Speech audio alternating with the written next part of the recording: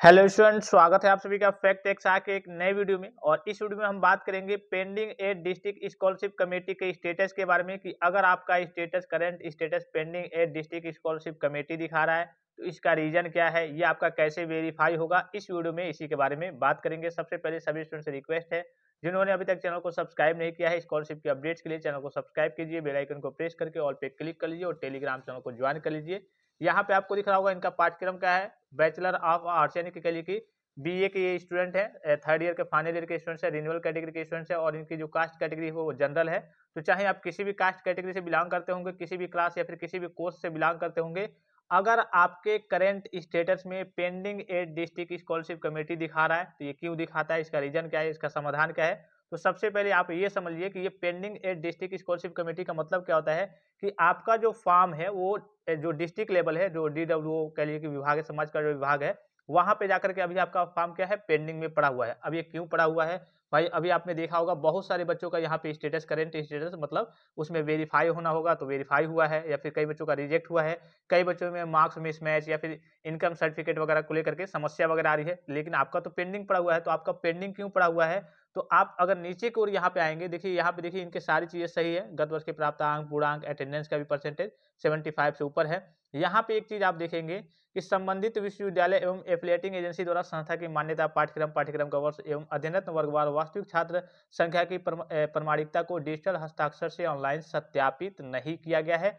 पहले आपका इसका वेरिफिकेशन होता है और जैसे ही आपका इसका वेरिफिकेशन होकर के ये लॉक हो जाता है, उसके बाद से आपका इसका वेरिफिकेशन का काम चलता है। तो अभी जैसे ही आपका ये वेरीफाइड हो जाएगा, यहाँ पे सत्यापित किया गया है आ जाएगा, आप जैसे आप कॉलेज लेवल का स्टेटस वगैरह देखते हैं, नॉर्मल सा जो स्टेटस होता है उसी के नीचे आपको ये दिखा देगा कि हाँ सत्यापित कर दिया गया है।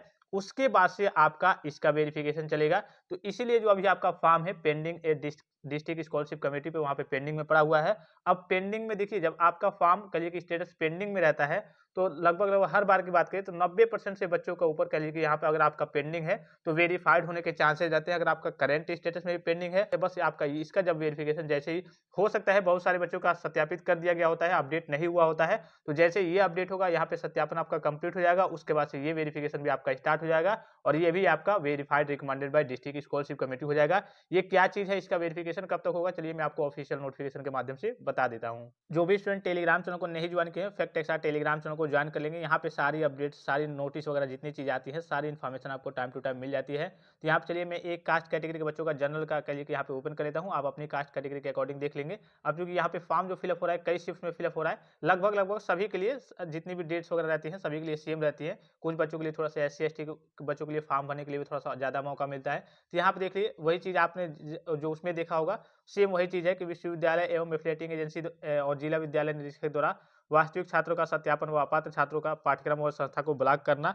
इसमें वही सारी चीजें मेंशन देखिए यहाँ से जो आपके सेम आपके स्टेटस में लिखा होता है कि संबंधित विश्वविद्यालय में एफिलिएटिंग एजेंसी द्वारा संस्था की मान्यता, पाठ्यक्रम का वर्ष एवं अध्ययनरत वर्गवार वास्तविक छात्र की संख्या की प्रमाणिकता डिजिटल हस्ताक्षर से ऑनलाइन सत्यापित करना। और इसकी डेट क्या है, तो इसकी डेट यहाँ पे मैं आपको दिखा दूं ऊपर कि 27 जनवरी 2025 से लेकर के 20 फरवरी 2025 तक है। कब तक है, 27 जनवरी 2025 से लेकर के 20 फरवरी 2025 तक है। जो बच्चे पहले फॉर्म फिलअप कर दिए थे उनकी डेट समाप्त हो गई थी, तो इस बीच में उनका भी सबके लिए पोर्टल ओपन होता है।